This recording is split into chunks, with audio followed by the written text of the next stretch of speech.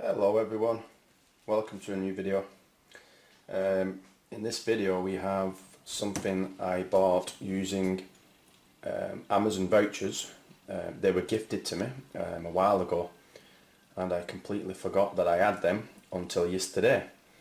And yesterday I decided to buy this, which is the best remote control car I could find for around £50. So yeah, we'll just crack on with opening it.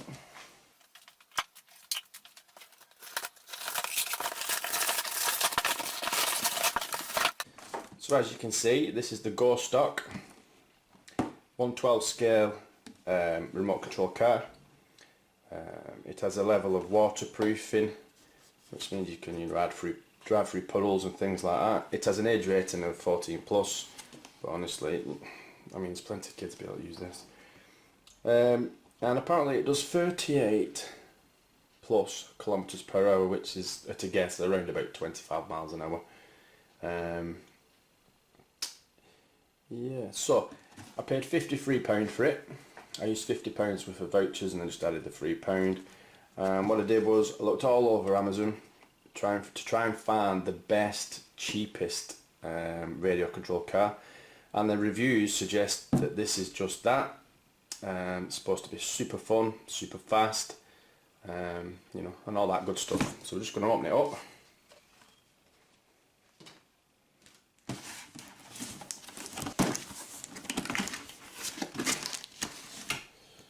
So we have some instructions.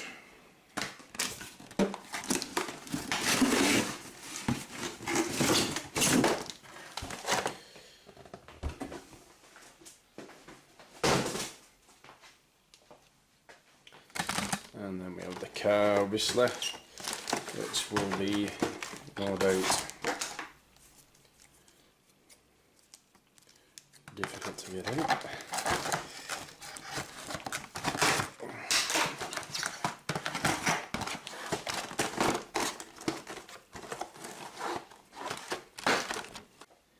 So that was a massive pain in the butt to get out of the box. I suggest you be really careful when you're taking it out of the box. It has that zip ties around the axles and the box, so be really careful taking them off. Don't know why they do that, I really don't. So this is the controller. It feels a little bit light, but with batteries in there, it should have a nice weight to it.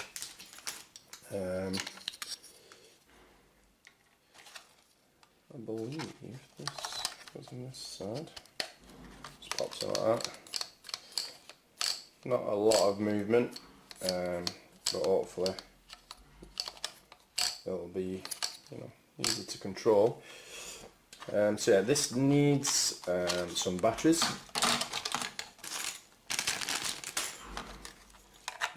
Open it up quick. Yeah, so 2 AA batteries. Let's fasten that back up. We have a charger for the USB. The instructions will tell us what those lights mean. I'm not going to go into that right now. So we're going to take the shell off. We'll take these pins out. We have 4 of those. And we'll take the shell off.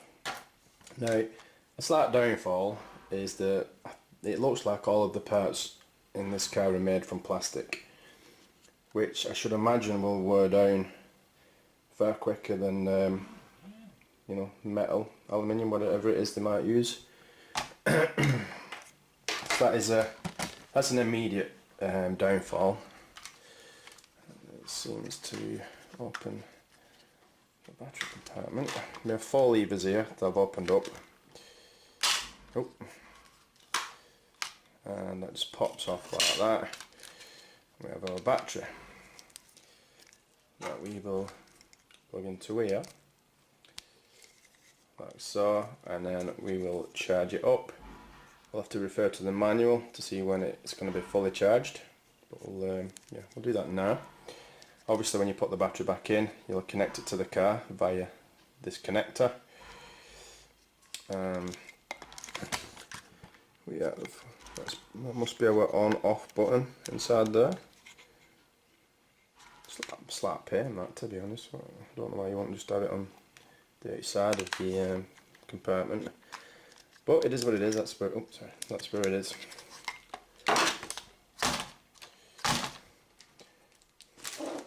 Not sure what they are for. I'm assuming that they're a spare part for something that's gonna wear down quite quickly. I'm not sure. I'll have to work that out. So I'm just going to stick this on charge and find some batteries for the controller. Drive time is around 15 minutes, I think. That's what I read. Yep, around 10 to 15 minutes. It's two-wheel drive, which I didn't mention. And yeah, like I said, it is plastic. All parts are plastic, but I'll have to be honest, it's nice and heavy, it's robust, it's strong. The plastic is very hard indeed. Yeah, it's very solid. I can see it lasting a while with moderate use.